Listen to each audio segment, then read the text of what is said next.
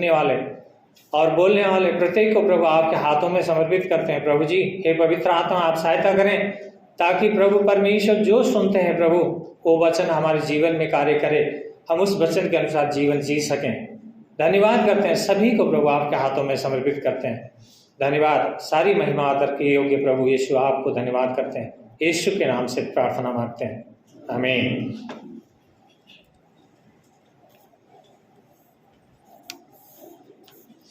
पिछले हफ्ते हमने सुना था गलातियों की पत्रिका जो पिछला खंड था, उसमें हमने देखा था कि पौलुस किस तरह से अपनी प्रेरिताई का और सुसमाचार का डिफेंड कर रहा है। एक जो विरोध जो उनके जीवन में जो सुसमाचार के विरुद्ध में और प्रेरित, ये 12 प्रेरितों में से नहीं है। यीशु मसीह ने 12 प्रेरितों में पौलुस को चुना नहीं है, ये अपने आप खुद प्रेरित बन बैठा है। इस तरह से जो झूठी बातें लेके ये सुसमाचार पूर्ण सुसमाचार नहीं है। इसके लिए पूर्ण सुसमाचार होने के लिए व्यवस्था को भी मानना पड़ेगा, अर्थात खतना कराना होगा, तभी सुसमाचार पूर्ण होगा। इस तरह से जो बातें लेके आए थे, हमने उस बारे में बातें की थी। आज पौलुस आगे की बात जो विषय रख रहा है, उस विषय के ऊपर हम चर्चा करेंगे। आज का मुख्य विषय है सुसमाचार ही हमें यीशु में स्वतंत्र करता है। क्या करता है? सुसमाचार यीशु मसीह में हम लोगों को स्वतंत्र करता है। इस खंड को हमने 3 भागों में बांटा है। पहला खंड है वर्ष 1 और 2 पद। पौलुस अपनी यरूशलेम यात्रा के बारे में बता रहा है। पहला खंड है 1 और 2 पद में पौलुस का यरूशलेम की यात्रा।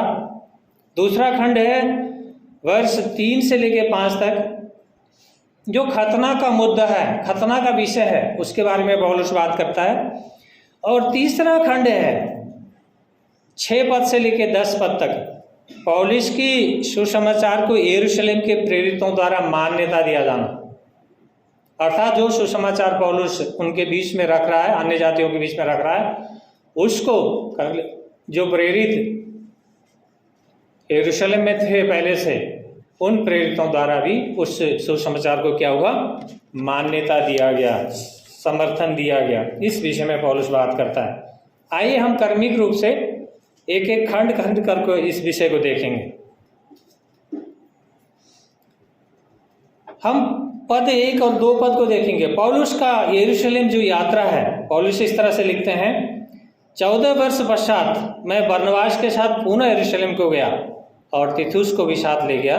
मैं ईश्वरीय प्रकाशन के फलस्वरूप वहां गया और जो सुसमाचार मैं गैर यहूदी में प्रचार किया करता हूं, वही मैंने उनके समक्ष प्रस्तुत किया, परंतु गुप्त रूप से, केवल प्रतिष्ठित लोगों को, कि कहीं मेरी इस समय की या पिछली दौड़ धूप व्यर्थ न हो जाए।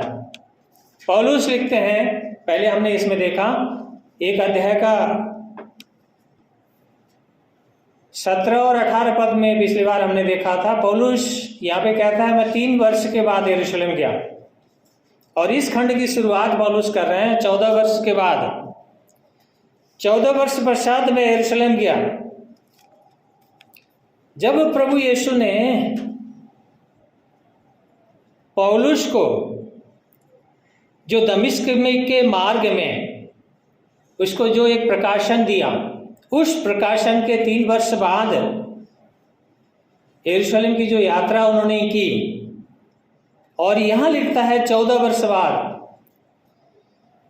बाइबल टीकाकार और बाइबल विद्वान इस विषय को लेकर मतभेद में हैं। कुछ लोग कहते हैं प्रभु यीशु के द्वारा जो ये परिवर्तन हुआ, जब इसने प्रभु यीशु को अपना उद्धारकर्ता के रूप में स्वीकार किया, दमिश्क के मार्ग में प्रभु का प्रकाशन पाया, उसके बाद 14 वर्ष। कई लोग कहते हैं जो पहली यात्रा के बाद फिर 14 वर्ष के बाद कहते हैं। खैर, इससे हमें कोई फर्क पड़ने वाला नहीं है। 14 वर्ष पहले हो का से शुरुआत से हो, या पहले 14 वर्ष 3 साल की यात्रा के बाद हो, उससे कुछ हमें फर्क नहीं पड़ता। फर्क पड़ने वाली मुख्य विषय ये है कि यहाँ जो विषय प्रभु ये उसके पौलुस के द्वारा रख रहा है, वो विषय महत्वपूर्ण है। हम उस विषय को देखें। बाइबल हमें पौलुस की यात्राओं के बारे में बात करता है। पौलुस की 5 यात्राओं के बारे में बाइबल में वर्णन किया गया है। प्रेरितों के कामों में आप अगर देखें, पौलुस की 5 यात्राओं का वर्णन है। 5 बार यरूशलेम आना, वापस जाना, इस तरह से वर्णन है। और उन 5 यात्राओं में अगर देखें तो मैं आपको वर्ष बता देता हूँ, इसमें मैं जाऊँगा नहीं, इस खंड को मैं खोलूँगा नहीं। पहली यात्रा उसका 9 अध्याय में है, प्रेरितों के काम, उसका 26 से 28 पद में देखेंगे तो पहली यात्रा का वर्णन है। दूसरी यात्रा उसका प्रेरितों के काम 11 अध्याय का 27 से लेकर 30 पद में अगर आप पढ़ें तो वहाँ पाएंगे। तीसरी यात्रा पौलुस का है 12 अध्याय में, उसका 24 और 25 पद में देखते हैं तो वहाँ मिलता है।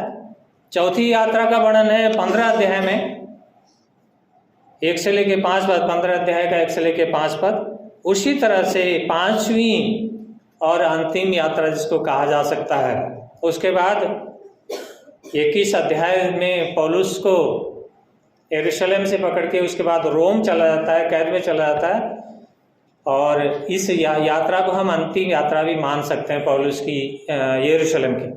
जो भी हो, इन यात्राओं से ज़्यादा हमें समय से ज़्यादा महत्वपूर्ण नहीं है कि महत्वपूर्ण ये है पौलुस हमें आज उस समय गलातियों की कलीसिया से जो बात किया उनके विषय में जो उनके सामने रखा, तो आज हमसे, आपसे और मुझसे क्या बात करना चाहता है, ये महत्वपूर्ण है। सबसे पहले तो पौलुस बरनबास और तीतुस के साथ लेके जा रहे हैं। इस खंड में बरनबास और तीतुस, बरनबास आखिर है कौन? परमेश्वर ने पवित्र आत्मा के द्वारा बरनबास का और तीतुस का नाम क्यों रखा, ये सोचने का विषय। बरनबास आखिर कौन था उसके बारे में अगर देखें तो बरनबास एक लेवी वंश का व्यक्ति अर्थात यहूदी था और उसका नाम यूसुफ था। बरनबास का असली नाम यूसुफ था, लेकिन प्रेरितों द्वारा उसका नाम बरनबास अर्थात शांति का दूत रखा गया। आइए हम इस खंड को देखते हैं। प्रेरितों का काम 4 अध्याय उसका 36 और 37 पद में है। इस विषय को यहाँ पे लिखा है, हम इस विषय को यहाँ पे पढ़ सकते हैं। बरनबास के बारे में थोड़ा सा जो इंट्रोडक्शन है, बरनबास आखिर कौन है, बरनबास क्या है, आप और हम इस बात को यहाँ जान सकते हैं। यहाँ इस तरह से लिखा है 36 और 37 पद में, एक्ट्स चैप्टर 4 वर्स 36 एंड 37। यहाँ भी इस तरह से लिखा है, यूसुफ नाम साइप्रस का एक लेवी था जो प्रेरितों द्वारा बरनबास भी अर्थात शांति का पुत्र कहलाया। उसके पास अपनी कुछ भूमि थी जिसे उसने बेचा और धनराशि लाकर प्रेरितों के चरणों में रख दी। देखिए, बरनबास के बारे में संक्षेप में कुछ बातें हैं। अगर हम इसके थोड़े से बैकग्राउंड में देखें तो बरनबास ने जो भूमि बेचा है, जो जमीन अपना जो पुरखौली जमीन या उसका जो पहले से मिला हुआ जमीन का जो हिस्सा था उसको बेच करके प्रेरितों के चरणों में समर्पित करता है। उसके बाद अगर 5 अध्याय में आग पढ़ें, वहाँ 2 घटनाएं हैं। एक हनन्याह और सपीरा का घटना। परमेश्वर विशेष उद्देश्य से किसी का नाम रख रहा है बाइबल में, तो उसके पीछे विशेष उद्देश्य है। यहाँ पे बरनबास को एक नमूना, एक उदाहरण के रूप में रखा गया। उसने अपने सारी जायदाद को बेच के प्रेरितों के चरणों में रख दिया परमेश्वर के कार्य के लिए। लेकिन लोगों ने क्या किया, उसके आगे देखें तो लोगों ने भी देखा, अरे इसको तो, इसने अपने जमीन को बेचा, इसने प्रेरितों को दे दिया, इसको तो बड़ा आदर और सम्मान मिल रहा है, ये तो प्रतिष्ठित लोगों में गिना जा रहा है, तो क्यों ना हम भी करें, हम जमीन बेचें और कुछ हिस्सा हम अपने पास रख लें और कुछ हिस्सा हम दे दें करके उन्होंने क्या किया, कपटपूर्ण व्यवहार किया। उनका अंत भी आप सब जानते हैं। उनका अंत क्या हुआ? पवित्र आत्मा ने उनको दंड दिया, मौत की दंड, बहुत कठोर दंड। लेकिन यहाँ पे बरनबास का एक विषय इसलिए रखा कि वो विषय हमारे लिए अनुकरणीय है। परमेश्वर विशेष व्यक्ति को जब चुनता है, देखिए एक बात नहीं भूलिएगा, आप और हमें प्रभु यीशु ने चुना है, किसी व्यक्ति विशेष ने नहीं चुना है। और आपका और मेरा चुनाव करने वाला सर्वशक्तिमान परमेश्वर यीशु है और उसका चुनाव गलत नहीं है, ध्यान रखिएगा।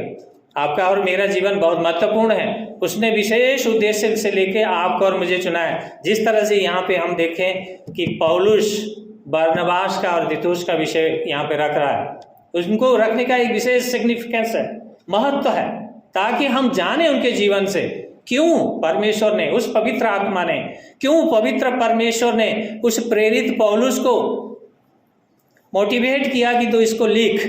या आज आपके लिए मेरे लिए गंभीर विषय है, ताकि हम जाने हमारे लिए एक आदर्श का विषय है। वो व्यक्ति जिसको प्रेरितों ने एक शांति का दूत करके लिखा है, वो यूसुफ से बरनबास बन गया। यूसुफ नहीं जानते, ज़्यादातर लोग, हम लोग बरनबास ही जानते हैं उसको। तो ये महत्वपूर्ण है। उसी तरह दूसरा व्यक्ति है तीतुस, एक गैर यहूदी जो अभी भी यीशु का अनुयायी बना है। पौलुस की पत्रियों में तीतुस के बारे में भी अद्भुत बातें पाई जाती हैं। बहुत खंड है तीतुस के बारे में, बहुत खंड है, लेकिन मैं उन सारे खंड को नहीं पढ़ूंगा। दूसरी कोरिन्थियों उसका 2:13 में है, वो मेरा भाई कहता है तीतुस को। उसी तरह से उसको कहता है भरोसा योग्य तीतुस को आने से मुझे शांति मिली। एक उत्साही कहता है मेरा साथी और सहकर्मी। बहुत से वर्ष हैं, मैं वर्ष के ऊपर नहीं जाऊंगा अभी, आपको बाद में भाई लोगों को अगर चाहिए तो बाद में मैं इन वर्षों को नोट करा सकता हूं, क्योंकि समय को ध्यान रखते हुए। और एक जगह वो कहता है कि ये वो भला व्यक्ति है और विश्वास में मेरा एक सच्चा पुत्र भी कहता है तीतुस को। इन सारी विषयों से हमें सीखने की बात है। देखो, परमेश्वर ने विशेष व्यक्ति को रखा है बाइबल में। परमेश्वर ने अद्भुत घटनाओं को बाइबल में रखा है, बाइबल में नाम रखा है। लेकिन एक देमास का नाम भी है, आप सब जानते हैं देमास। पौलुस लिखते हैं जब पौलुस की मिशनरी यात्रा में देमास साथ था, पौलुस के साथ था, लेकिन उस यात्रा में बीच में छोड़ के वो संसार में चला गया। पौलुस लिखते हैं देमास ने संसार को प्रिय जान के मुझे त्याग दिया, छोड़ दिया, अर्थात परमेश्वर को छोड़ दिया करके लिखा है। तो विशेष महत्व है, देमास का नाम रखने का भी महत्व है और यहाँ इन लोगों का नाम रखने का भी महत्व है। परमेश्वर क्यों लिखता है, हमें इसकी गंभीरता को जानना है, क्योंकि एक नमूना, एक उदाहरण, एक गवाही हमें बरनबास के जीवन से सीखना है, हमें तीतुस के जीवन से सीखना है। बहुत खंड है, आप इसके जीवन के बारे में अगर पढ़ें, तीतुस की पुस्तक में भी, पत्री में भी पढ़ें, पहला अध्याय 1 से 4-5 पद में भी संक्षिप्त में उसके बारे में लिखा गया है। लेकिन मेरा कहना है कि परमेश्वर जो भी कार्य करते हैं, जो भी शब्द लिखते हैं, जो भी बातें रखते हैं, उनका विशेष महत्व है।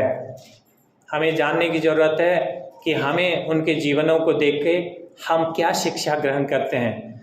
बरनबास का जीवन, तीतुस का जीवन, उनके जीवन को देख के हमें क्या प्रोत्साहन मिलती है, हम क्या सीखते हैं, ये ज़्यादा महत्वपूर्ण है। इसी खंड में आगे कहता है पौलुस, मैं ईश्वरीय प्रकाशन के फलस्वरूप वहाँ गया, यरूशलेम गया। तो पौलुस का उद्देश्य स्पष्ट है। पौलुस कहना चाहते हैं कि मैं अपने मर्जी से यरूशलेम नहीं गया, मेरे जाने के पीछे ईश्वरीय प्रकाशन है, ईश्वरीय निर्देश है, पवित्र आत्मा मेरे जीवन में अगुवाई कर रहा है, इसी कारण मैं वहाँ पे गया हूँ। इस खंड को देखने के लिए हम प्रेरितों को काम उसका 11 अध्याय का पढ़ेंगे। हम थोड़ा सा 11 अध्याय का 27 से 30 पद में अगर देखें तो इसका उद्देश्य लिखा है, पौलुस का यरूशलेम जाने का उद्देश्य, ईश्वरीय जो उद्देश्य यहाँ पे लिखता है ना, उस ईश्वरीय उद्देश्य के बारे में यहाँ लिखा है। प्रेरितों के काम में लूका लिखता है, उसका जाने का ईश्वरीय उद्देश्य को लूका यहाँ पे प्रकाशित करता है। हम यहाँ देखेंगे, देखिए यहाँ पे लिखा है 27 पद से मैं पढ़ रहा हूँ 30 पद तक। उन्हीं दिनों कुछ नबी यरूशलेम से अंताकिया को आए। उनमें से अगबुस नामक एक व्यक्ति ने खड़े होकर पवित्र आत्मा की अगुवाई से बताया कि निश्चय ही सारे जगत में भयंकर अकाल पड़ेगा, और क्लौदियुस के शासनकाल में ऐसा ही हुआ। चेलों ने निर्णय किया कि प्रत्येक अपनी अपनी योग्यता के अनुसार यहूदिया में रहने वाले भाइयों के सहायतार्थ कुछ भेजें। उन्होंने ऐसा ही किया और बरनबास तथा शाऊल के हाथ प्राचीनों के पास कुछ भेज दिया। देखिए यहाँ पे लूका लिख रहे हैं, पौलुस की बरनबास के बारे में, यरूशलेम की यात्रा के बारे में लूका लिख रहे हैं कि ईश्वरीय प्रकाशन, एक नबी ने खड़े होकर के भविष्यवाणी किया है। उस भविष्यवाणी के फलस्वरूप वहाँ पे जो गरीब संत हैं, गरीब लोग हैं, जो परमेश्वर के भक्त हैं, उनको सहायता की जरूरत है। वहाँ मंडलियों से जो भी सहायता मिला लेके पौलुस और बरनबास तीतुस यहाँ पे आए हुए हैं। लेकिन यहाँ तीतुस, लूका ने तीतुस का नाम नहीं लिखा, लेकिन पौलुस यहाँ लिख रहे हैं। हम उस विषय में नहीं जाएंगे, लेकिन हमारा मुख्य विषय है कि यीशु मसीह के निर्देश के साथ, अर्थात पवित्र आत्मा के अगुवाई के साथ पौलुस चल रहे हैं। उसका यरूशलेम यात्रा उसके अपने प्री प्रोग्राम्ड प्रोग्राम नहीं है, उसका अपना प्रोग्राम नहीं है, अपना योजना नहीं है। पवित्र आत्मा ने दिखाया, उसको कहा जाओ, तभी वो वहां पे गए हैं। क्योंकि इस समय कलीसियाओं में अन्य जातियों के स्थान को लेकर विवाद बढ़ रहा था। कैसे विवाद कर रहे थे? जैसे गैर यहूदियों से जो मसीह में आए हैं, या जो यहूदी जो खतना वाले लोग मसीह बने हैं, उनके बीच में मसीह के चेलों के रूप में उनको ग्रहण करने के विषय में विवाद चल रहा था। जो झूठे भाई करके पौलुस लिख रहे हैं ना, उसी विषय को लेके। क्योंकि कुछ लोग कह रहे थे इन लोगों को, जो गैर यहूदी हों, पहले व्यवस्था को पालन करना है, पहले खतना कराना है, उसके बाद इनको मसीह को ग्रहण करना है, तब सुसमाचार पूर्ण होगा। इस तरह से झूठी बातें कह रहे थे। लेकिन हमें एक विषय और देखना है कि प्रेरित का पुस्तक में लूका द्वारा अध्याय 10 में एक घटना वृत्तांत वर्णन है। अध्याय 10 में वो घटना क्या है, मैं शॉर्टकट में आपके सामने रखता हूँ। वो घटना है कुरनेलियुस की जो घराना है, परिवार है। परमेश्वर ने वो अन्य जाति को बिना खतना कराए प्रेरित पतरस के द्वारा उनका जीवन को बचाया। परमेश्वर ने उनके जीवन में कार्य किया। उस घटना को वहां पे परमेश्वर ने रखा है। फिर भी यहाँ पे पौलुस ने कुरनेलियुस को प्रचार नहीं किया था, अन्य जाति था, लेकिन उसको पतरस के द्वारा वो आया था, परमेश्वर ने लाया था उस पूरे घराने को। अन्य जाति थे वो, खतना वाले नहीं थे वो, लेकिन परमेश्वर ने उस परिवार को बचाया था। लेकिन यहाँ पे जो विरोधाभास है, पौलुस के जो विरोध कर रहे हैं, सुसमाचार के जो विरोध कर रहे हैं, वो यही विषय लेके चल रहे हैं। नहीं नहीं, पहले खतना कराओ अन्य जातियों का, उसके बाद ये लोगों को मसीह बनाओ, तभी सुसमाचार का कार्य पूरा होगा, अन्यथा नहीं होगा। ये जो विषय लेके जो आक्रमण कर रहे हैं पौलुस को, एक तो प्रेरित नहीं मान रहे हैं उसको, ये अपने आप बना हुआ प्रेरित है, ये 12 प्रेरितों में से नहीं है, यीशु मसीह ने चुना नहीं है, तो इसकी बातें ठीक नहीं है, ये झूठा प्रेरित है करके उसको आक्रमण कर रहे हैं। दूसरा है सुसमाचार को लेकर। तो इन बातों से पौलुस क्या कर रहा है? पौलुस के लिए उचित था कि वो क्या प्रचार कर रहा है वो प्रेरितों के सामने रखे। यरूशलेम में जाने का उद्देश्य, परमेश्वर ने जो ईश्वरीय प्रकाशन के द्वारा प्रभु यीशु उसको ले जा रहे हैं यरूशलेम में, उसके पीछे का उद्देश्य परमेश्वर ने उनको बताया है, ताकि वो प्रेरितों के सामने जो सुसमाचार वो अन्य जातियों के बीच में प्रचार कर रहा है, वो सुसमाचार उन लोगों को, उन प्रेरितों को, वो जो विशिष्ट व्यक्ति हैं, यरूशलेम मंडली के जो अगुए हैं, उनके सामने रखे। ये उसके लिए सही समय था। इसी प्रकाशन में उसने वहाँ पे गया और उस कार्य को, ईश्वरीय प्रकाशन उसको जब मिला, जाना है, उस समय गया और वहाँ उनके सामने रखा। इस खंड से, छोटा सा खंड है, हमने देखा इस खंड में पौलुस कहता है मैं 14 वर्ष बाद आया हूं, और ये जो कारण आपने देखा ईश्वरीय प्रकाशन के द्वारा मैं यरूशलेम गया। इस खंड से हमें क्या शिक्षा मिल रही है? प्रभु हमें क्या सिखाना चाहते हैं इस खंड से? सर्वप्रथम हमें इस प्रत्येक को जानना होगा, जो पवित्र आत्मा पाए हुए जो विश्वासी लोग हैं, जिनके जीवन में पवित्र आत्मा का कार्य है, वो पवित्र आत्मा से चालित होने चाहिए। जैसे प्रेरित पौलुस को यहाँ पे पवित्र आत्मा चालित कर रहा है, पवित्र आत्मा बता रहा है यरूशलेम जाओ, तब जा रहे हैं। हम पवित्र आत्मा के द्वारा चालित हैं क्या?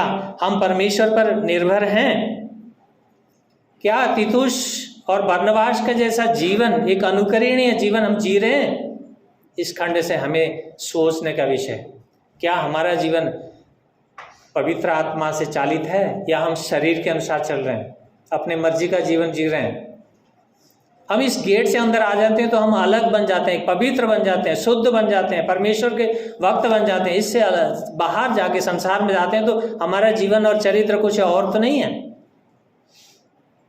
लेकिन आज प्रभु आपसे और मुझसे ये बात कहना चाहता है कि हम लोग पवित्र आत्मा से चालित हों, हम लोग पवित्र आत्मा की बातों को सुनने की योग्यता रखें, क्षमता रखें और सुने।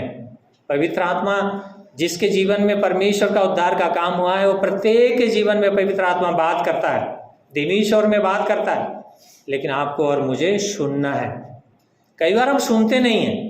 पवित्र आत्मा बोलता है, हमें निर्देशित करता है, हमें निर्देश देता है, लेकिन हम उसकी बातों को सुन करके भी अनसुना कर बैठते हैं। हम अपनी मन मर्जी का जीवन, अपना जो इच्छा है उसी को हम अपने जीवन में हावी होने देते हैं, हम उसी में बहक जाते हैं। ध्यान रखिए, आज का खंड हमें सिखाता है कि हम पवित्र आत्मा द्वारा चालित होने चाहिए। प्रत्येक विश्वासी, यीशु मसीह के अनुयायी जो धन्य आशा के लिए जी रहे हैं, जिसका यात्रा, जिनकी यात्रा इस संसार की यात्रा में, हम उस यात्रा इस संसार का नहीं है, हमारा यात्रा है उस अनंत जीवन का, उसमें हम यात्रा हैं, यात्री हैं, उस यात्रा में चल रहे हैं। तो हम पवित्र आत्मा द्वारा ही चालित होंगे, तभी हम सफल होंगे। नहीं तो इस संसार की यात्रा के मार्ग में कई कांटे लग सकते हैं, कई समस्या आ सकती हैं, कई बीमारियां आ सकते हैं, कई ऐसी नदी नाले आ सकते हैं जहां हमें सिर्फ विश्वास के द्वारा और उस पवित्र आत्मा के सामर्थ्य के अलावा किसी चीज़ से हम पार नहीं कर सकते। ध्यान रखिए, इसीलिए हमें चाहिए हम पवित्र आत्मा द्वारा चालित हों। पहला खंड। और दूसरा खंड हम 3 से लेके 5 पद को देखेंगे। दूसरा खंड में इसमें पौलुस तीतुस का खतना का मुद्दा, खतना का जो विषय है उसको बारे में बात कर रहे हैं। परंतु किसी ने तीतुस को, जो मेरे साथ था, यूनानी होने पर भी खतना करने के लिए विवश नहीं किया। यह उन झूठे भाइयों के कारण ही हुआ जो चोरी से घुस आए थे कि हमारी उस स्वतंत्रता का जो मसीह यीशु में हमें प्राप्त है भेद लेकर हमें दास बनाए। हमने एक क्षण के लिए भी उनकी अधीनता स्वीकार न की कि सुसमाचार की सच्चाई तुम में बनी रहे। अभी पौलुस यहाँ पे तीतुस के खतना करने के लिए विवश नहीं किया करके लिख रहे हैं। तीतुस को एक अन्य जाति था, गैर यहूदी था, खतना रहित था, लेकिन उसको पौलुस ने साथ क्यों लाया? यरूशलेम की यात्रा में आ रहे हैं तो साथ क्यों लाया? प्रश्न है ना, साथ क्यों लाया? क्योंकि वहां तो ये मुद्दा बहुत उछल रहा था। अन्य जातियों को खतना कराना है। अन्य जाति जब तक व्यवस्था को मूसा द्वारा दिया गया व्यवस्था पालन नहीं करेंगे तब तक वो यीशु मसीह के चेले नहीं हो सकते, उद्धार का सुसमाचार पूर्ण नहीं हो सकता। ये मुद्दा चल रहा था। फिर पौलुस ने उस समय उस अन्य जाति को, उस खतना रहित व्यक्ति को अपने साथ लेके यरूशलेम क्यों आए? सोचने का विषय है ना, गंभीर विषय। देखिए,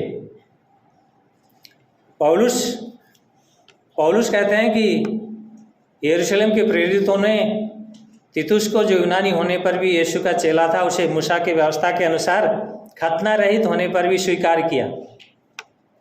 पौलुस जानता था, पवित्र आत्मा द्वारा चालित व्यक्ति उसको निर्देश मिला था, वो जानबूझ के उस खतना रहित व्यक्ति को लेके आया ताकि इस विषय का, जो खतना रहित और खतना वाला 2 विषय था, उनका विषय का जो निपटारा हो सके, इसका समाधान हो सके, ये मुद्दा यहीं पे समाप्त हो जाए हमेशा के लिए, फिर से न रहे ये मुद्दा। जानबूझकर पवित्र आत्मा ने उसे करने में सहायता किया, उसको साथ में लेके आया। पौलुस ने खतना का निंदा नहीं किया। पौलुस जानता था वो एक यहूदी था। वो कहता है ना, मैं क्या हूं?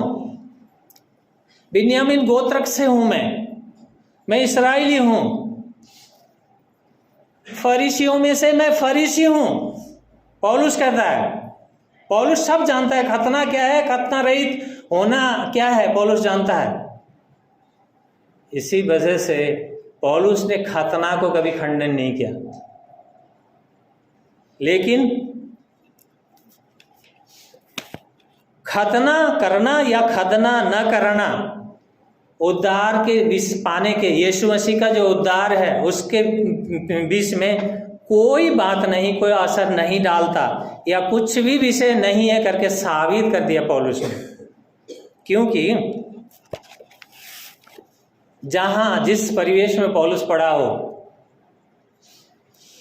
खतना रहित और खतना वाले बीच जीवन जो लोग हैं उनके बीच में बहुत बड़ा फासला था।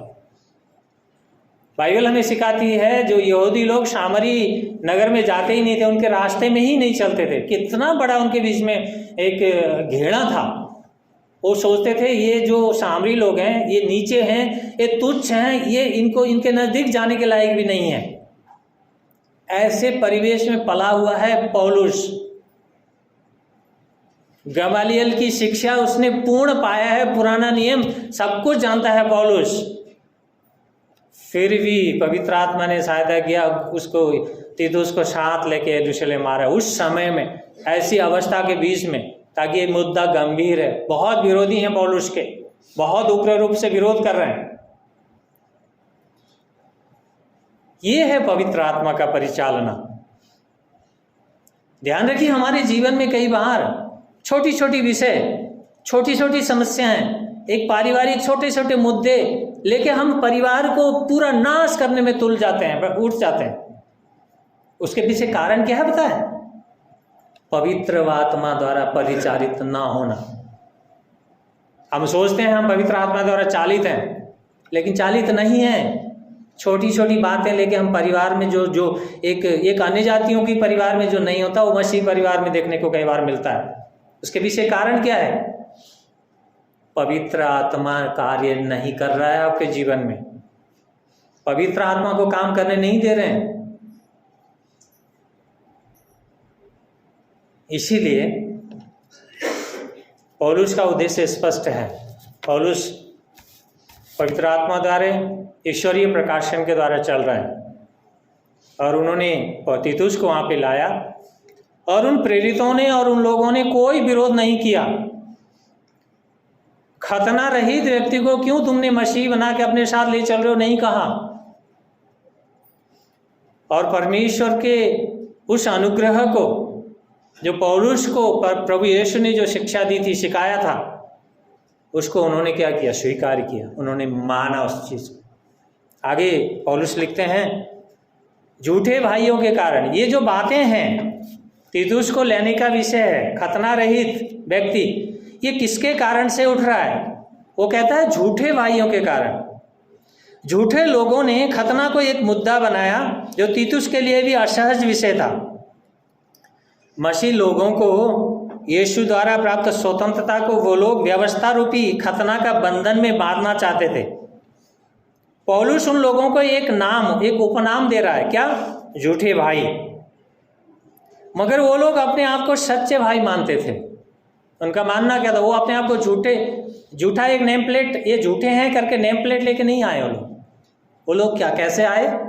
सच्चे, बहुत सच्चे मसीह हैं। एक ध्यान रखिएगा, बाहर से कोई आक्रमण करे उसका प्रतिरोध करना आसान है, कोई अंदर से ही आक्रमण करे उसका प्रतिरोध करना कठिन है। यहाँ भी हमें ये इस विषय को जानना चाहिए, क्योंकि जो लोग झूठे हैं, चोरी छुपे घुस आए हैं, बीच में आ गए हैं, मसीही समुदाय में मिल गए हैं, लेकिन उनकी इच्छा क्या है पता है? वो सच्चे नहीं है, उनका नाम सच्चे मसीहों में नहीं है। पौलुस लिखता है उनका नाम झूठे मसीह, झूठे भाई।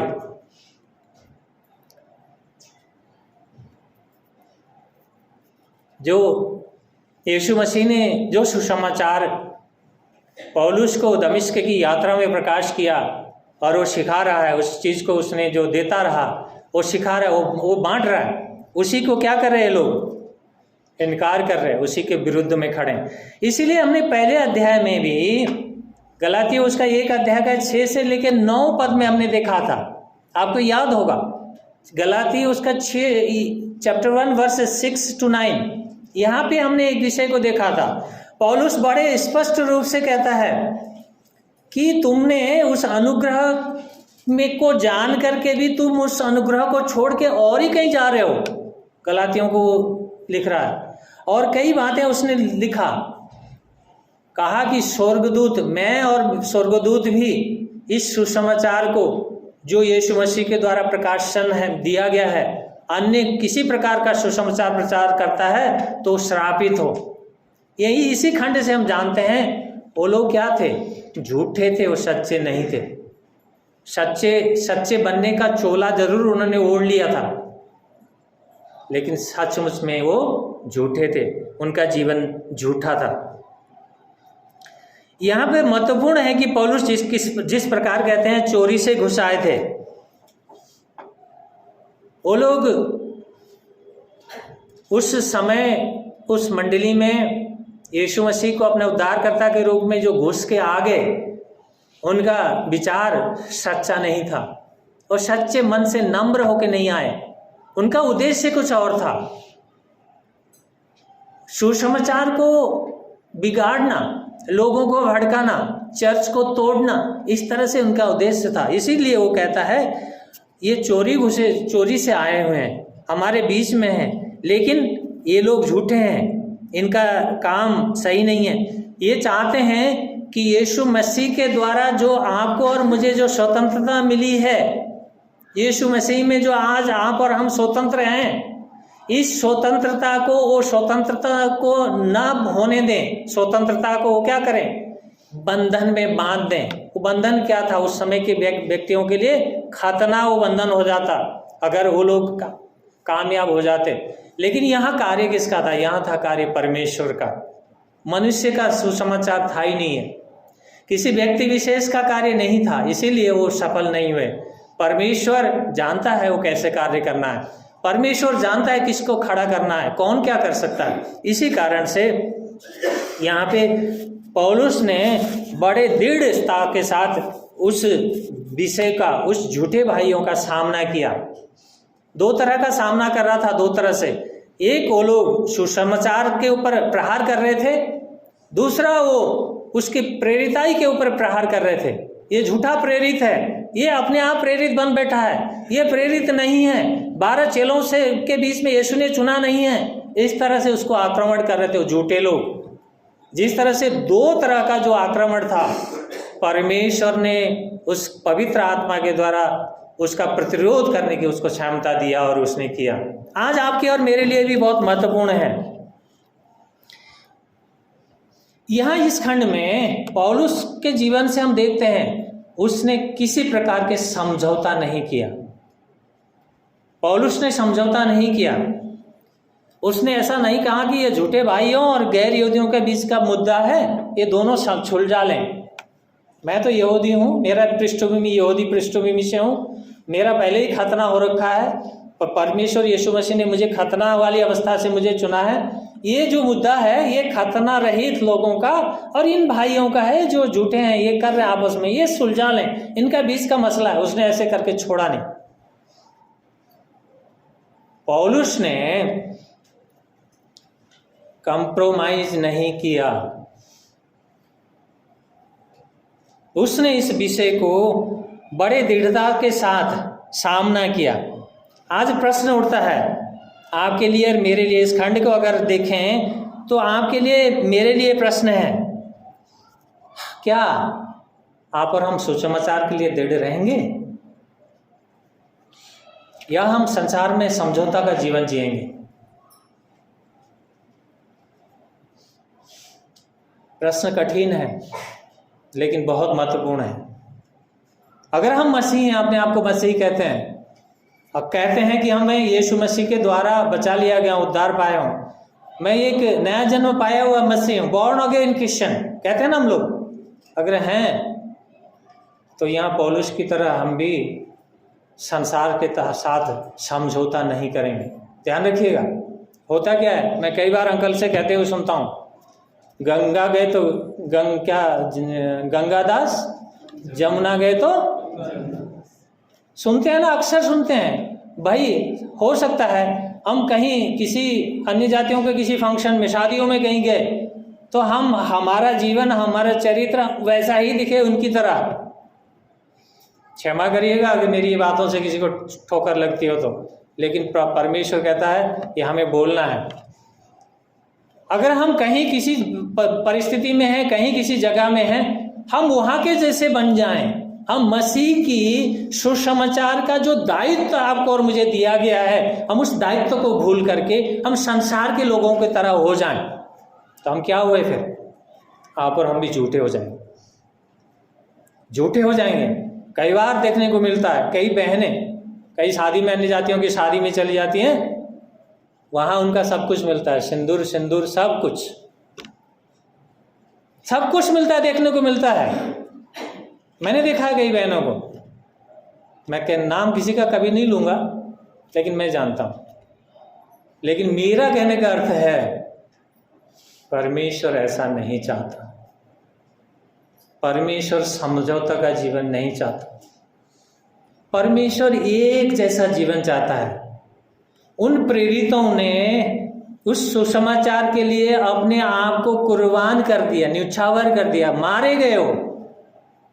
क्या आप और हम उस सुसमाचार के लिए दृढ़ होने में, हमारी संसार में छोटी मोटी कोई समस्या, परिस्थिति, विपरीत कुछ आए तो क्या हम खड़े रहने के लिए परमेश्वर से सामर्थ्य नहीं ले सकते? क्या परमेश्वर कमजोर हो गया, हमारी आपकी मदद नहीं कर सकता? क्यों हम संसार के साथ समझौता करेंगे? क्यों?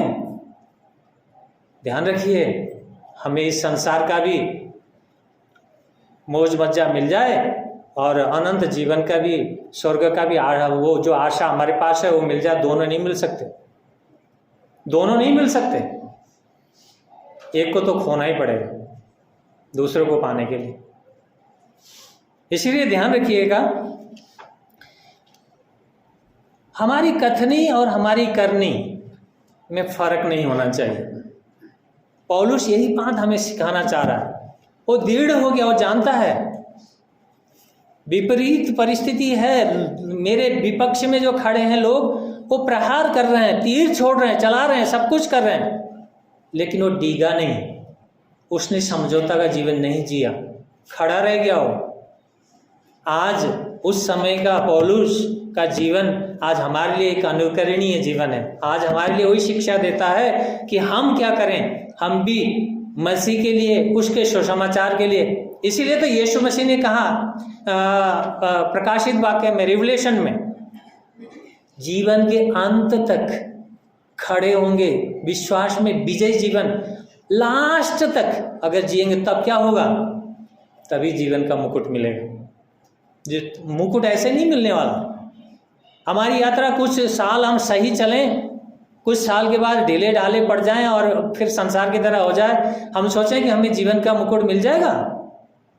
वचन क्या कहता है? वचन कहता है जीवन के अंतिम सांस तक, लास्ट तक हमें जीना है, चलना है उस मसीह के लिए, जिस मसीह को, जिस महत्वपूर्ण एक विषय को हमने जान लिया। यीशु मसीह कहते हैं ना मत्ती में, कोई व्यापारी है, उसको मोती मिल गया, एक खेत में बहुत बहुमूल्य मोती मिल गया, और अपना व्यापार का सब कुछ लुटा करके, बेच करके उस जमीन को खरीद लेगा। यीशु मसीह सिखाना चाहता है, इसे आपके लिए और मेरे लिए ये जो उद्धार है ना, इसी तरह बहुत महत्वपूर्ण है। आपने और मैंने जो उद्धार पाया ना यीशु मसीह के द्वारा, उसका कीमत हम नहीं चुका सकते, इतना मूल्यवान है। इसीलिए संसार और संसार के साथ जो समझौता का जीवन नहीं चल सकता, नहीं जी सकते। हमारे लिए चेतावनी है ये। हम इस वचन से सीखें, क्या हम संसार के साथ समझौता का जीवन नहीं जी रहे हैं, या हम दृढ़ता का एक मसीही जीवन, एक सच्चा मसीही जीवन जैसा होना चाहिए वैसे जीने की कोशिश कर रहे हैं। देखिए, कोशिश करेंगे, परमेश्वर सहायता करेगा, पवित्र आत्मा मदद करने के लिए हमेशा तैयार है वो। लेकिन हाँ, वो चाहता है कि हम कदम बढ़ाएं, एक कदम आगे रखें। परमेश्वर हमारे साथ है, आपके और मेरे साथ। आइए तीसरा खंड देखें। इस तीसरे खंड में 6 से लेकर 10 पद में पौलुस का सुसमाचार की मान्यता उन प्रेरितों द्वारा जो यरूशलेम में है मिलने के विषय में पौलुस यहाँ पे कहते हैं 6 से लेकर 10 पद तक। आज हमने बाइबल रीडिंग में एक खंड पढ़ा था, आपको याद है कि नहीं? हमने पढ़ा था 1 कुरिन्थियों 9 अध्याय। मैं आपसे रेस्पॉन्स चाह रहा हूं लेकिन आप बोल नहीं रहे हो। कहाँ पढ़ा था? 1 कुरिन्थियों 9 अध्याय। हाँ, उस खंड में पौलुस लिखता है। आइए हम कुछ पदों को देखेंगे उसमें क्यों पौलुस ने ऐसे लिखा।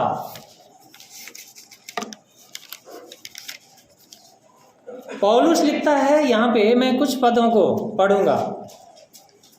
क्या मैं स्वतंत्र नहीं? क्या मैं भी प्रेरित नहीं? क्या मैंने यीशु हमारे प्रभु को नहीं देखा?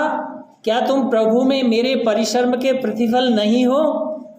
बहुत सी बातें प्रश्न कर रहा है पौलुस यहाँ पे। कुरिन्थियों की मंडली की अवस्था को देख के कर रहा है, लेकिन संदर्भ मिलता जुलता है। गलातियों की मंडली का संदर्भ यही मिल रहा है। पौलुस को उस समय लोग प्रेरित नहीं मान रहे। पौलुस क्या कह रहा है? 1-2 पद और देखेंगे। 2 कुरिन्थी उसका 11 का 5। 2 कुरिन्थी उसका 11 का 5। पौलुस यहाँ पे क्या लिखते हैं? मैं अपने आप को महाप्रेरितों से किसी भी तरह कम नहीं समझता। उसी तरह से 2 कुरिन्थी उसका 12 का 11 पद, ये 2 पद मैं पढ़ूंगा। पौलुस यहाँ पे लिखते हैं उसका 12 का 11 पद, मैं मूर्ख बना, तुम स्वयं ही ने मुझे विवश किया। वास्तव में तुम्हें तो मेरी प्रशंसा करनी चाहिए थी। यद्यपि मैं कुछ भी नहीं, फिर भी उन महाप्रेरितों से किसी भी तरह कम नहीं हूँ। किसी भी तरह कम नहीं हूँ। पौलुस यहाँ पे अपनी बातों को रख रहे हैं। पौलुस एक विषय को स्पष्ट करना चाह रहे हैं। बहुत से लोग विरोधी जो खड़े हो गए थे उनको प्रेरित नहीं मान रहे थे, तभी पौलुस ये बात रख रहा है। क्या मैं प्रेरित नहीं हूँ? क्या मैंने यीशु मसीह को नहीं देखा? क्या यीशु मसीह ने मेरे साथ बात नहीं किया? क्या यीशु मसीह के द्वारा ही मैंने सुसमाचार को नहीं पाया? क्या यीशु मसीह मेरे जीवन के द्वारा अद्भुत कार्य नहीं कर रहा है? बहुत सी बातें रख रहा हो। क्यों? उसके पीछे एक ही रीजन था, वो प्रेरित नहीं है करके जो आक्रमण उसके ऊपर हो रहा था। लेकिन इस खंड में 6 पद देखें, गलाती उसका 2 अध्याय का 6 पद में देखें तो पौलुस कहता है, परंतु वे लोग जो प्रतिष्ठित समझे जाते थे उनसे मुझे कुछ न मिला। वे कैसे थे इसका मुझ पर कोई प्रभाव नहीं पड़ता। परमेश्वर किसी का पक्षपात नहीं करता। यहाँ पे पौलुस स्पष्ट करना चाहता है उन लोगों को जो उसको झूठा साबित करने की कोशिश कर रहे थे, उन लोगों के लिए जवाब है। वो कहना चाहता है, देखो मैं 14 वर्ष के बाद आया हूँ यरूशलेम। मैं किसी यरूशलेम के प्रेरितों के पास बैठ करके ना, मैंने उनसे शिक्षा नहीं पाया, मैंने उनसे सुसमाचार नहीं सीखा, मुझे उनसे प्रकाशन नहीं मिली, कुछ भी मुझे नहीं मिला है। ध्यान रखो, यरूशलेम में जो प्राचीन हैं, जो प्रतिष्ठित जो प्रेरित लोग हैं, मुझे उनसे कुछ नहीं मिला है। किससे मिला? यीशु मसीह के प्रकाशन के द्वारा मुझे दिया गया है। तो किसने दिया? सिर्फ यीशु मसीह ने, और किसी ने नहीं दिया। उसी बात को स्पष्ट करना चाहता है। इसीलिए वो कहता है, देखो उन महाप्रेरितों से मैं किसी भी बातों में कम नहीं हूं। बार बार कहता है, क्यों कम नहीं हूं? क्योंकि परमेश्वर यीशु मसीह ने जो सुसमाचार मुझे दिया, जो कार्य करने के लिए मुझे नियुक्त किया, मैं उस कार्य को कर रहा हूं। जिस तरह से परमेश्वर ने पतरस को खतना वाले लोगों के बीच में कार्य करने के लिए दिया, और मुझे खतना रहित लोगों के बीच में कार्य करने के लिए यीशु मसीह ने जो आज्ञा दी, उस चीज को मैं पालन कर रहा हूँ। इसका मतलब ये नहीं है कि पतरस खतना रहित लोगों के पास नहीं जाएगा और पौलुस खतना रहित लोगों के पास सिर्फ उनके पास जाएगा, ऐसा नहीं है। परमेश्वर जिसको मर्जी जहां भी इस्तेमाल कर सकता है। हमने देखा प्रेरितों का काम 10 अध्याय में पतरस को खतना रहित लोगों के पास भेजा। कुरनेलियुस की पूरा घराना बचा है। लेकिन यहाँ पे जो विषय है हमें समझने की जरूरत है, जो उसके ऊपर प्रहार हो रहा है उसी के वो क्या कर रहा है, जवाब दे रहा है। फिर आगे का खंड है, आगे का खंड में वो कहता है कि इसके विपरीत जब उन्होंने देखा कि जैसा पतरस को खतना किए हुए लोगों में वैसा ही मुझे खतना रहित लोगों में सुसमाचार का कार्य सौंपा गया, क्योंकि जिसने पतरस द्वारा खतना वालों में कार्य प्रवृत्ति से किया उसी ने मुझे गैर यहूदी प्रभावशाली करवाया। पौलुस स्पष्ट करना चाहता है कि देखो, मेरा जो प्रेरित का जो अभिषेक है किसी मानवीय परिषद के द्वारा नहीं है, चुन करके मुझे नहीं बनाया गया, मुझे कार्य दिया गया है यीशु मसीह के द्वारा। जिस तरह से पतरस को कार्य दिया गया यीशु मसीह के द्वारा, उसी को कार्य कर रहे हैं। तो यहाँ पे हमें स्पष्ट रूप से जानने की बात है, जब आपको और मुझे, जब परमेश्वर चुनता है, अलग अलग हम लोग अलग अलग बैकग्राउंड के लोग हैं, अलग अलग जाति के लोग हैं, अलग अलग भाषा के लोग थे, अलग अलग परिस्थिति और उसमें थे हम लोग, अपनी अपनी मर्जी का जीवन था। लेकिन परमेश्वर यीशु मसीह ने जब आपके जीवन में और मेरे जीवन में कार्य किया, जब उसने आपको और मुझे चुना और उसने आपको और मुझे भी एक जिम्मेवारी और एक कार्य सौंपा है। मत्ती उसका 28 अध्याय का अगर 18 से 20 पद 3 पद अगर हम देखते हैं, अब खोलेंगे नहीं, वहाँ प्रभु यीशु ने आपको और हमें सबके लिए समान एक आज्ञा दिया है, सबके लिए समान है। वो आज्ञा क्या है? जाओ लोगों को चेले बनाओ। अर्थात चेले कैसे बनाएंगे भाई? परमेश्वर ने आपके और मेरे जीवन में जो कार्य किए हम उसकी गवाही बने। देखिए, दो ही चीज हो सकती है, या तो हम शैतान की गवाही बनते हैं या हम परमेश्वर की गवाही बनते हैं। बीच का जीवन नहीं हो सकता। दो ही तरह की गवाही हमारी हो सकती है, या तो हम शैतान के पक्ष में हैं या हम परमेश्वर के पक्ष में हैं। अगर हम परमेश्वर के पक्ष में गवाही दे रहे हैं तो हम गवाही देने में चूकेंगे नहीं, रुकेंगे नहीं। कैसे भी परिस्थिति आए हम कहेंगे हमारे पड़ोसी को, हमारे अपने लोगों को जिन्होंने यीशु मसीह को जाना नहीं, हम उनके बीच में कहेंगे, देखो भाई, देखो बहन, मेरे जीवन में मैं ऐसा था। जैसे पौलुस ने अपनी गवाही हमने इस खंड में देखा, पहला अध्याय में पौलुस अपने जीवन के वृतांत बताता है। मैं एक दिन ऐसा था, मैं कलीसिया को सताने वाला व्यक्ति, मैं बच्चे, बूढ़े, स्त्री, पुरुष सबको क्या करना है, घसीट करके घर से निकालने वाला एक व्यक्ति था। लेकिन यीशु मसीह ने जब मेरे जीवन में कार्य किया, मेरा जीवन बदल गया। मैं अभी वही पौलुस, साउल नहीं हूँ। परमेश्वर ने मुझे उस साउल से पौलुस बना दिया। उसने एक मेरे जीवन में बहुत बड़ा एक जिम्मेवारी दिया। वो जिम्मेवारी आपके और मेरे लिए भी उतना ही है। जहाँ कहीं रहे, कहीं भी अगर हम लोग रहते हैं, हम जीते हैं, जैसे भी काम करते हैं, जो भी ड्यूटी करते हैं, जिस फील्ड में भी हमारा काम है, हमें वहाँ पे गवाही बनना है। हमें गवाही बनना है। अगर गवाही नहीं बन रहे हैं, देखिए, फिर एक दिन यीशु मसीह स्वर्ग में जाके फिर हमारा इनकार करेगा। उसने सीधा कहा, उसके वचनों में लिखा, इस संसार में अगर तुम मेरा इनकार करोगे तो स्वर्ग में मैं तुम्हारा इनकार करूंगा। बहुत खुले शब्द में यीशु मसीह कहते हैं। इसीलिए आपका और मेरा जिम्मेवारी और आपका और मेरा जो आज की आवश्यकता है ना, बहुत गंभीर है। इसीलिए प्रभु यीशु कहता है, सांप की तरह चतुर और कबूतर की नाई भोले बन के हमें काम करना है। चतुर भी होना है और हमें भोले भी बनना है। दोनों काम है हमारे जीवन में। यीशु मसीह चाहता है कि हम चतुर भी रहें और एक सच्चे मसीह, एक मैं उस कबूतर की नाई, एक भोले भी हमारा जीवन, भोलापन भी हो। महत्वपूर्ण है ये हमारे जीवन में। यीशु मसीह का कार्य हुआ है, आपके जीवन में यीशु मसीह का कार्य हुआ है। वो आग बुझ नहीं सकता, वो आग किसी चीज से बुझाया नहीं जा सकता। इसीलिए आज के खंड में अगर एप्लीकेशन के रूप में देखें तो आज इस खंड से, पूरे खंड से हम क्या शिक्षा पाते हैं, क्या सीखते हैं? एप्लीकेशन क्या है हमारे जीवन के लिए? पहली बात, हमारे जीवन को हमने किसे दे रखा है नेतृत्व करने को? क्या पवित्र आत्मा अगुवाई करते हैं या हम शरीर की इच्छा अनुसार मन मर्जी का जीवन जीते हैं? सोचें, हम मनुष्य को खुश करने के लिए या यीशु को खुश करने के लिए जीवन जी रहे हैं?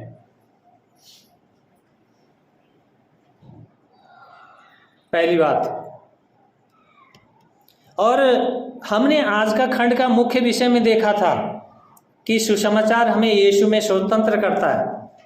अब प्रश्न उठता है कि क्या हम आज सुसमाचार द्वारा यीशु में स्वतंत्र हैं या अभी भी कुछ बंधनों से जकड़े हुए हैं? दो प्रश्न है मेरे आपके सामने। हम कहते हैं हम स्वतंत्र हैं, क्या ऐसा ना हो कि आज भी हम बंधनों में हों? हम अपने आप को जांचें। मसीही जीवन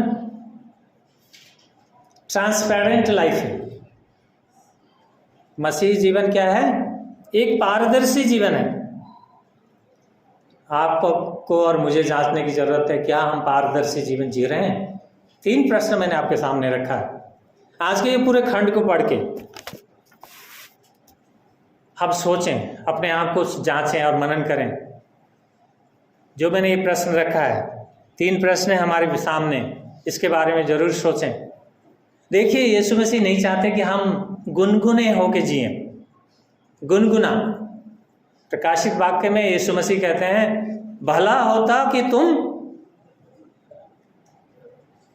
सुनाई नहीं दिया, गर्म होते या ठंडा होते। गुनगुना वो नहीं चाहता। इसीलिए आज आपके और मेरे सामने ये प्रश्न जो है गंभीर हैं। हमें गंभीरता से बैठ के इस प्रश्नों के ऊपर हम सोचें, मनन करें कि सचमुच में ये गंभीर विषय एक हमारे मसीही जीवन के लिए कितने महत्वपूर्ण है।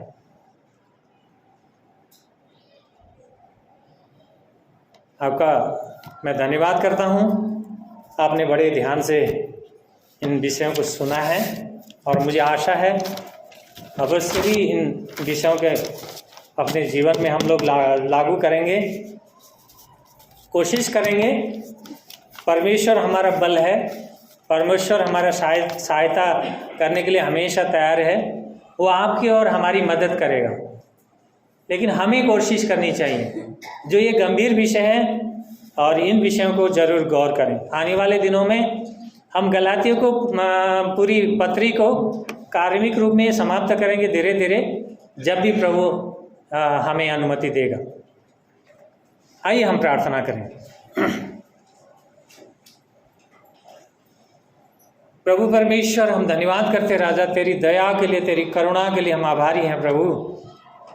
हम कृतज्ञता के साथ तेरे चरणों में झुकते हैं पिता परमेश्वर। हम जानते हैं प्रभु हम कुछ भी नहीं, हम तो शून्य हैं प्रभु। आप ही हमारी शक्ति हो, आप हमारे बल हो, आप हमारे पिता परमेश्वर हो।